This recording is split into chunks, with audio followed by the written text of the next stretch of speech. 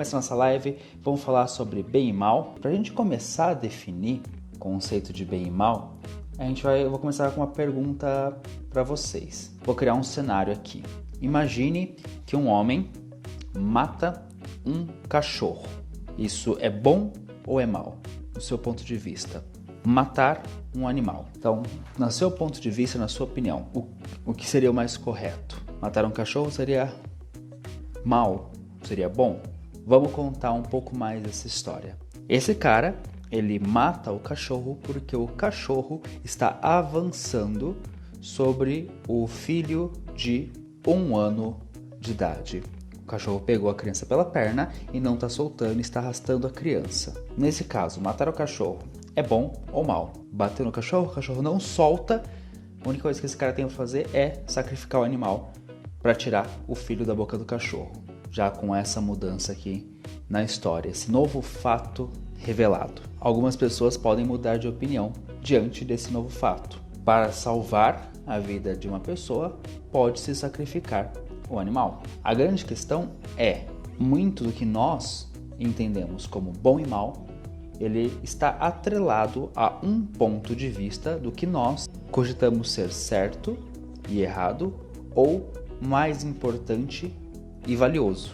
E por que eu estou tocando nesse tema sobre o que é bom ou mal? Porque bom ou mal é um conceito que nós criamos para delimitar coisas que são boas para nós ou ruins para nós. Foi criada esse conceito mais profundo e abstrato de bem ou mal, e nós temos essa visão de que nós conseguimos medir o que é bom ou mal, não só para nós, mas para o outro. É um efeito, na verdade, do próprio ser humano de que aquilo que é meu, eu consigo projetar no outro, para que a minha realidade seja impressa nele. É um jeito que nós trabalhamos a nossa mente. A nossa mente ela funciona da seguinte maneira, a gente simplesmente projeta.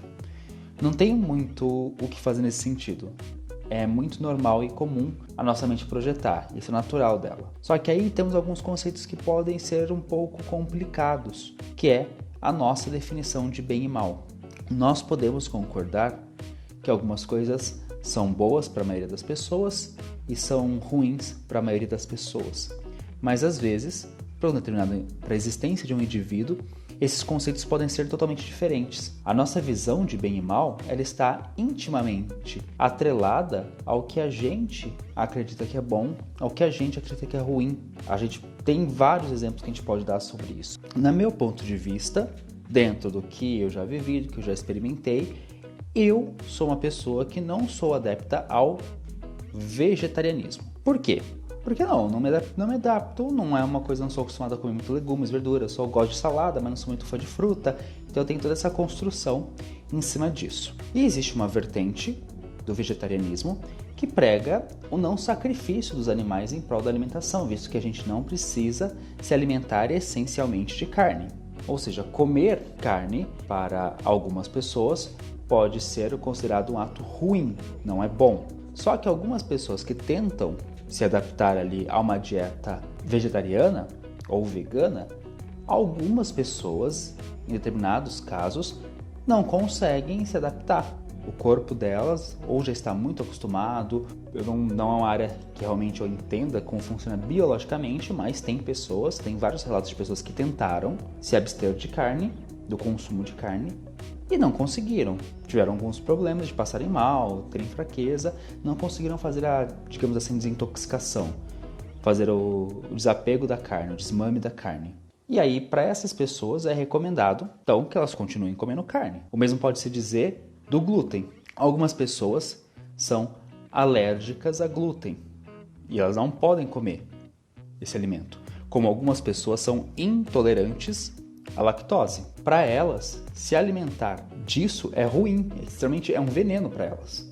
Já para mim, no meu caso, eu consigo comer glúten, farinha branca, consigo tomar leite tranquilamente. Dentro do meu espectro de realidade, comer carne, tomar leite, comer farinha branca é algo extremamente normal, natural e bom. Eu fico feliz se alguém me der um bolo de presente, né? Um bolo de chocolate, com uma ganache de chocolate que vai muito creme de leite em cima. para mim é uma coisa boa. Agora, para determinada pessoa que tem uma alimentação restrita ou algum tipo de alergia, isso já não vai ser bom, isso vai ser prejudicial para ela. Aí você fala assim, tá, Eduardo, você está falando de conceitos alimentares e beleza, vamos falar de atitude? Vamos falar de ação? Vamos. A gente tem uma visão de que nós temos uma verdade nossa ocidental. Então, se a gente olha lá para o Iraque, para o Irã, para aquela região, nós temos uma visão de que existem grupos extremistas lá, existem coisas que seriam ruins para o resto do mundo. Homens bombas, temos os atentados, e a gente pensa, né, contra a guerra contra o terrorismo no Irã.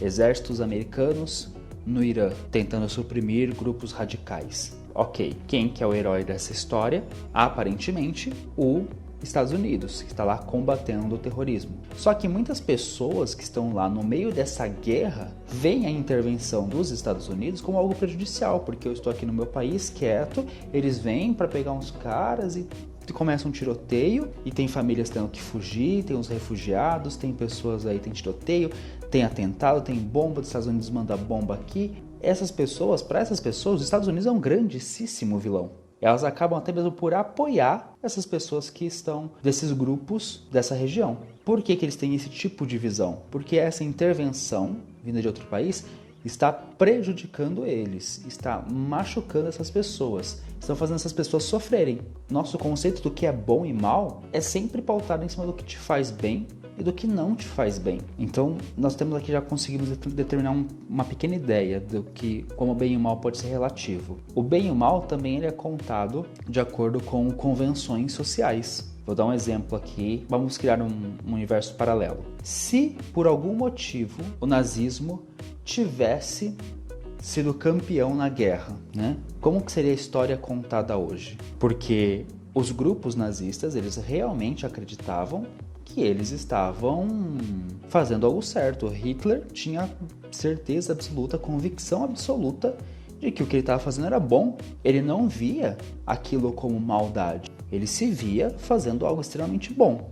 Então, aonde está a linha que divide o bem e o mal? Essa é uma pergunta a se fazer. Todo o conceito de bem ou mal vai ser pautado dentro de uma referência, e a referência vai ser o indivíduo que conta essa história. Por isso que a gente fala que toda história tem no mínimo dois lados, tem dois jeitos de serem contadas. Então, quando eu trago essa temática hoje sobre bem e mal, é numa tentativa de nós limparmos um pouco os nossos preconceitos, o que é diferente de nos despirmos de moralidade. Como nós podemos ser moral e manter uma moral e não se limitar ao conceito de bem e mal?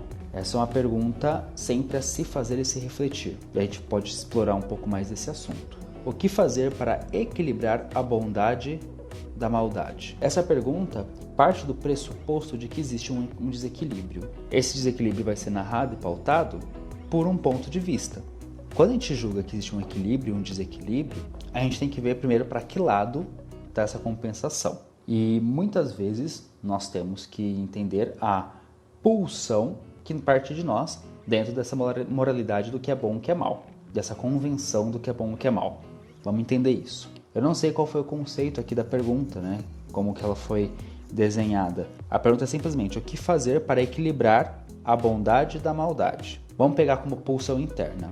Muitas vezes nós podemos julgar nossos atos como bons ou maus. Quais são algumas moedas não muito boas para se julgar nossas ações, nossas pulsões? Se a gente fala de equilibrar bondade e maldade, tem que ter o julgamento. E a Duda perguntou assim, ó: quem julga o que é bem ou mal? Como esses conceitos foram construídos? Os conceitos de bom e mal, eles começaram a ser constituídos quando o ser humano, né, ou o Homo sapiens, começou a dominar a agricultura. Esse conceito do que é bom ou que é mal começou a ser elaborado, começou a tomar uma certa forma quando o homem primitivo começou a dominar a agricultura, tá? Que foi uma das primeiras formas ali de cultivo na conquista de alimentos. O ser humano antes ele era coletor e caçador. Eram grupos que moravam de pequenas tribos e eles buscavam, tinha que comer, então colhiam frutas, caçavam os animais. Quando acabavam os recursos daquele local, eles iam procurar outro. Eram nômades. Nessa época havia escassez, podiam ficar dias sem se alimentar direito, poucas refeições, os grupos sofriam essas intempéries. Quando o homem começou a aprender a plantar, começou a surgir a agricultura e logo depois a pecuária, o cultivo de animais para alimentação, o ser humano parou de ser nômade e começou a sentar terreno em algum lugar, né? Ele começou a viver no mesmo lugar, porque ele não precisava mais ficar viajando, procurando alimentos, sofrendo para conseguir comida. Ele começou a ter abundância. Só que nessa época ainda o ser humano vivia em pequenos grupos, pequenas tribos, algo mais perto das tribos indígenas, que haviam várias tribos diferentes. Era um consenso ali naquele pequeno grupo. Com isso começou a haver-se disputa. E também, antigamente, com tribos coletoras, os caçadores, não existia uma certa regra e hierarquia. O mais forte era aquele que comia, era aquele que buscava, né, o cara que acabaria procriando. Era uma coisa um pouco mais animalesca. Vamos comparar um pouco com os leões. Os leões, nos grupos, têm um macho alfa, e esse macho alfa é aquele que acasala e que vai ter os filhotes na tribo. Quando um filhote vai tomando a idade de ser adulto, ele tem que ser expulso do bando para montar o grupo dele, ou vai chegar um momento em que ele vai desafiar o alfa. E se um leão mais novo desafia o alfa, mata ele, supera e se torna o novo alfa, ele mata os filhotinhos do alfa antigo, para que a linhagem que esteja ali é a dele. Essa é a famosa lei da selva, né, que a gente tem esse ditado popular. Isso é bom, isso é mal? Isso é a estrutura em que os leões vivem. Não vamos avaliar isso. Agora imagine, traz para nós. Então temos um líder de um grupo. Se um novo líder, um jovem, supera esse líder, imagine se ele matasse todas as crianças que eram filhas daquele primeiro cara. Como que na sua visão isso? Parece meio hediondo, horrendo. Entende? Que alguns comportamentos, e agora eu não estou falando que o comportamento dos leões era igual ao dos humanos nas épocas tribais. Não é isso que eu estou dizendo. Mas haviam-se sim comportamentos de disputa, de hierarquia, que quando o homem começou a parar no mesmo lugar e a concentrar seus grupos, ele não podia ter esses mesmos tipos de comportamento.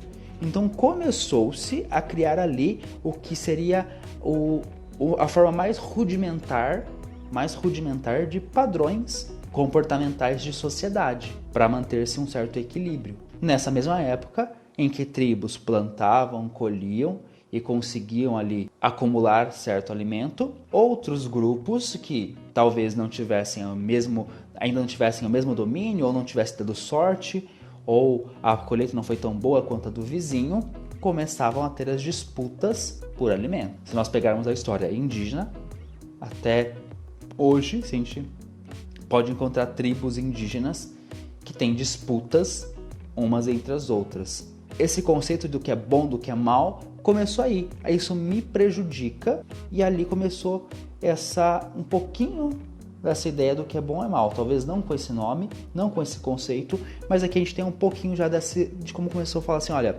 não pode fazer isso. Não, não é bem assim. E aí, todo o nosso conceito que hoje, nos dias de hoje, em 2020, nós temos sobre bem e mal, ele vem pautado muito por convívio social, por funções, por conceitos criados, por histórias contadas para defender uma ideia por trás que muitas vezes não era dita. Então, o social, o espiritual, o familiar, tudo isso está envolvido, Duda. Então, vou pegar, por exemplo, sobre poligamia. Poligamia é um conceito que a gente não sabe dizer aí, tem gente que é a favor, tem gente que é totalmente contra. Virou-se um conceito religioso de não pode haver, mas muitas tribos antigas tinham a poligamia. Como que surgiu mais ou menos a história da poligamia? Eu li um artigo sobre, e nesse artigo específico ele falava que um dos motivos da poligamia e das religiões, né? Algumas religiões, principalmente a religião cristã, falar um só homem e uma só mulher, foram incluídos esses textos. Por quê?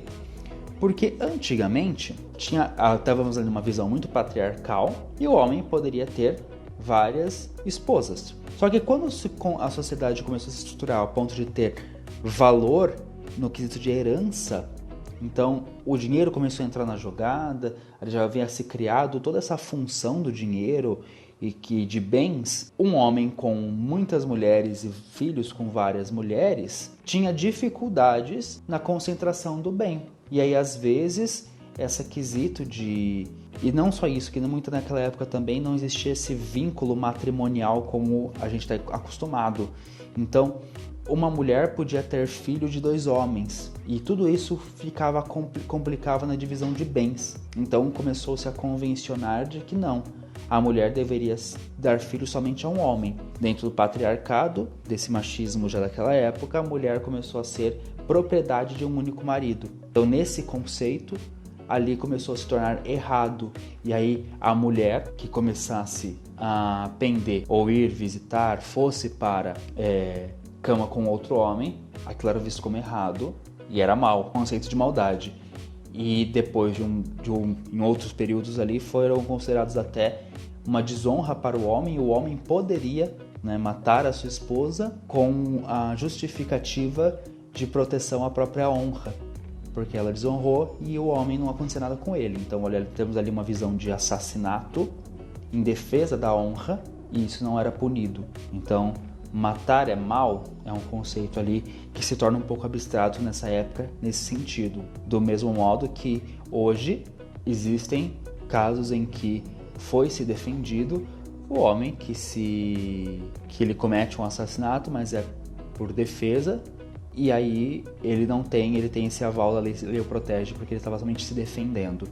Então, tem diversos tipos de conceitos aí a serem pensados e elaborados. Então, o matar é mal. Chegamos num ponto interessante. Esse conceito é bem interessante. Eu vou jogar uma polêmica aqui no ar. Já que é pra falar de polêmica, vamos jogar polêmica. Matar é mal, é errado.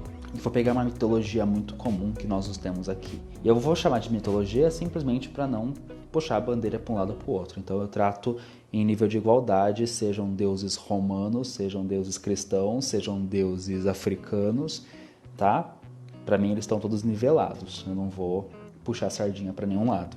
Mas a polêmica que eu quero jogar é o seguinte: nós temos um livro que pauta a mitologia cristã. Peraí, deixa eu ter uma pergunta aqui legal da Duda. Como nós, enquanto sujeitos de uma sociedade, equilibraríamos nesses julgamentos? Exemplo: hoje, aqui nos foi passado um caso de uma adolescente com deficiência, foi estuprada e engravidou. Aí a pergunta. Antes então de eu falar da minha polêmica, eu vou falar da Duda. Ela perguntou o seguinte, ó: como nós, enquanto sujeitos de uma sociedade, equilibraríamos esses julgamentos? Aborto é mal ou é uma coisa boa? E nesse caso, entende a minha pergunta? É como nós, enquanto sociedade, equilibramos isso. Perfeito. Duda, a resposta para essa pergunta, ela tem 2 pontos. O primeiro ponto é nós, como seres humanos, o que nós temos que treinar, nós como indivíduos, nós estamos falando de sociedade. Nós como indivíduos, o nosso treino é não julgar. Não julgar. E é a coisa mais difícil. É entender que, ok, aconteceu, como eu me mantenho neutro nisso? Basicamente é esse o grande dilema social nosso, quanto indivíduos. Por quê? Existem leis, certo? Existem leis. Essas leis prevêem punições, certo? Então, se nós estamos sobre uma específica jurisdição, devemos respeitar tal jurisdição. Nesse ponto, aqueles que cometem algum tipo de penalidade sobre essa jurisdição, é necessário que arque com as consequências dos seus atos. Então, todo ato traz sim uma consequência. Isso é o que a sociedade em si tem que ser trabalhada. Vamos pegar nesse exemplo que você falou, Duda, vou dar alguns outros exemplos. Nós temos uma Constituição que fala sobre não matar e tem um tipo de penalidade para isso. Foi necessário que houvesse um tipo de luta para que fosse criada uma lei que nós chamamos de Lei Maria da Penha, para defender mulheres de crimes violentos cometidos dentro do seu âmbito de casa. Então, a pergunta que eu me faço é a seguinte: se a agressão é um crime, o correto ou esperado fosse que não fosse independente de ser um homem ou mulher, deveria ser aplicada a mesma lei. Infelizmente, por N motivos, pode ser se considerado machismo, problemas na execução das leis, no poder executivo. Infelizmente, as mulheres eram violentadas e mesmo assim a lei contra a violência não era aplicada. Foi sempre necessário fazer uma nova lei para defender as mulheres. E eu não estou dizendo aqui que a lei está errada, muito pelo contrário. Nessa sociedade, violência não é permitida, então não deveria acontecer. Porém, foi-se necessário fazer uma lei. Então, temos um problema ali na execução de leis. O que as leis tentam regulamentar? Um convívio harmonioso em sociedade para a manutenção do Estado, para que a nação viva e não se deteriore. Agora, se a gente pegar o conceito de morte, tá, como bem e mal, eu, particularmente, prefiro me abster disso. Por quê? Vou voltar agora, vou para a polêmica da mitologia. Qual que é o meu conceito? Olha só. Vou pegar um livro muito conhecido nosso, que fala de uma mitologia muito comum que as pessoas abraçam, que é o cristianismo. Então nós temos a Bíblia, certo? Nós temos um personagem que é muito importante dentro da Bíblia, que foi Jesus, o enviado. Jesus veio à Terra com uma missão. Jesus tinha uma missão muito específica, que aí o pessoal que estuda a Bíblia, eu já fiz a leitura inteira da Bíblia, tudo mais, lá em Isaías já tinha predito que iria acontecer com Jesus. Jesus veio como sacrifício perfeito. Não sei como vocês acompanham essa história. Jesus veio como sacrifício perfeito. Lá em Isaías, eu não me recordar agora qual capítulo do versículo, até já descrevia que nenhum osso dele seria quebrado, que ele iria morrer, mas não seria, nenhum osso seu seria partido, era o sacrifício perfeito. Tinha já a predição de como seria no livro de Isaías, que é no Velho Testamento. Então no Novo Testamento a gente tem essa história e nós sabemos então que Jesus veio para morrer por nós, carregar os nossos pecados e assim poder reconectar o homem a Deus. Essa é uma das bases da mitologia cristã. Se Jesus ele veio para morrer por nós, quem foi Judas nessa história? Judas foi um vilão ou ele simplesmente estava fazendo com que cumprisse uma vontade divina? Já pararam para pensar nisso? Que para que a profecia lá de Isaías e todo o Velho Testamento se cumprisse nele, em Jesus, o enviado, Judas era necessário, Judas trair Jesus e Jesus ser sacrificado. E para Jesus morrer pelos nossos pecados, era necessário que houvesse os romanos para crucificá-lo. Então, os romanos matarem Jesus, foi certo ou foi errado? É bom ou mal? Entende que não existe uma resposta fácil para isso? É esse tipo de pergunta, esse tipo de conceito que eu quero aqui aquecer vocês. Porque, olha lá, Judas, de certa forma, foi um escolhido, Paulo comentou. É um jeito de se encarar. Mas existe a festividade cristã de malhar Judas, né? Às vezes o coitado simplesmente teve a missão mais difícil, que é aquele que teria que entregar Jesus. Olha, esse tipo de provocação que eu quero dizer para vocês que nós, infelizmente ou felizmente, não temos uma visão tão abrangente de todos os fatos e não conseguimos entender todos os propósitos ali listados. Então, vamos lá, na mitologia cristã moderna, que está escrito no Velho Testamento, que Jesus tinha que vir e ser morto, sacrificado para a remissão dos pecados dos homens, das pessoas. Onde está escrito claramente que Jesus tinha que ser morto, e aí Judas, quando entrega Jesus, cria uma festividade de malhar Judas, né? As pessoas não gostam de Judas, Judas é o traidor. Ó, Paulo. Aí a festividade, ao meu ver, já está relacionada às regras que a igreja, de certa forma, inseriu, de forma incisiva no povo, amedrontando para uma doutrina de certo e errado. É isso aí, Paulo, você está matando todo o nosso assunto, está destrinchando. É esse tipo de conceito que a gente está vendo, de que num livro, para a gente pegar essa mitologia, né, de que no livro está muito claro ali todo o papel de Jesus, tudo que ele tinha que desempenhar, o sofrimento que ele tinha que passar. A gente julga como bonzinhos e malvados nessa história, quem dirá hoje, onde nós não entendemos exatamente os porquês, os motivos das coisas estarem como estão. Nós não temos esse tipo de visão, feliz ou infelizmente. Independente disso, cabe a nós duas coisas. Uma, buscar ao máximo não julgar, porque nós não entendemos toda a história. E em segundo, respeitar a legislação vigente no nosso país. Nós temos que respeitar, não dá para você não respeitar. Existe, ela é pautada, tem suas falhas, precisa de melhora. Nós temos buscado melhora, como eu já comentei anteriormente, né? A princípio, se a gente for pensar racionalmente, em uma sociedade onde a violência é criminalizada, não seria necessário que criasse uma lei específica para se defender a mulher. Porém, devido a um não cumprimento da lei, uma coisa que parece óbvia, por ser vista como diferente, infelizmente, foi-se necessário criar a Lei Maria da Penha. Mas toda forma de violência devia ser criminalizada, já que criminalizamos a violência. Então a lei já deveria ter sido feita. Então a lei precisa ser melhorada? Sempre precisa. Foi um avanço a defesa da mulher? Foi um avanço. Hoje nós estamos buscando avanços referentes à defesa dos homossexuais? Estamos buscando. Precisaria? Não. Não no sentido de deveria-se ser do mesmo nível. Não precisaria haver um crime de homofobia. Não é para ter violência. Pronto, acabou. Não importa. Só que é tratado como igual? Não é. Então a sociedade está tentando sempre melhorar isso. E é bom que tenha melhora.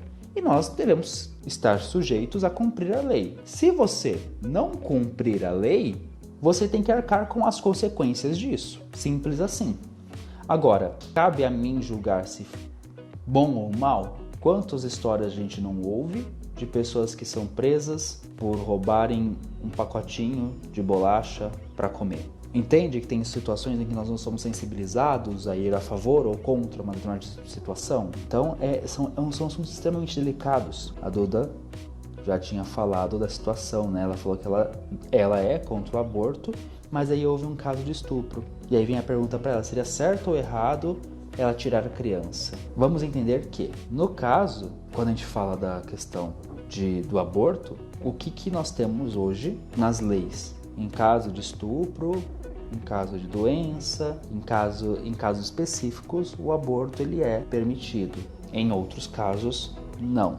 Então, a gente está sujeito a essa lei. Se essa lei precisa ser mudada, tem que ser liberado o aborto, isso são discussões e cada um vai ter a sua opinião de acordo com a sua própria experiência. E aí a gente sai do conceito de bom ou mal, certo e errado, né? Hoje a legislação determina uma coisa. E agora a gente tem essa questão. No caso, nós podemos ter a nossa opinião, porém nós não podemos julgar a outra pessoa, porque a gente não sabe o que acontece. A gente não consegue ver todas as dores, tudo que aquela pessoa passou ou está passando, ou todos os pormenores daquela história.